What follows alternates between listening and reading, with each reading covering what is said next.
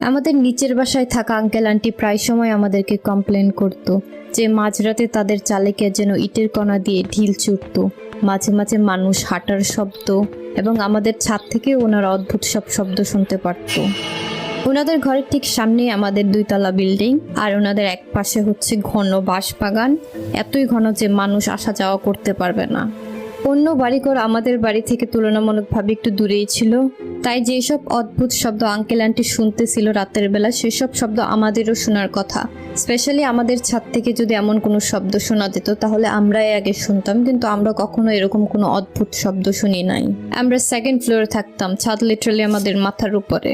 তখন আমরা আন্টিদের বলতাম আমাদের বিড়াল আছে, হয়তো আমাদের বিড়াল ছাদে কোনো শব্দ করে বা ওনাদের চালের উপর যায় মাঝরাতে। মাঝে মাঝে আমরা বিড়াল আনতে যেতাম, হতে পারে তখন কোনো শব্দ শুনে থাকবে ওনারা। কিন্তু না, আন্টিরা আমার আম্মুকে অনেক জোর দিয়ে বোঝাতে চেষ্টা করে যে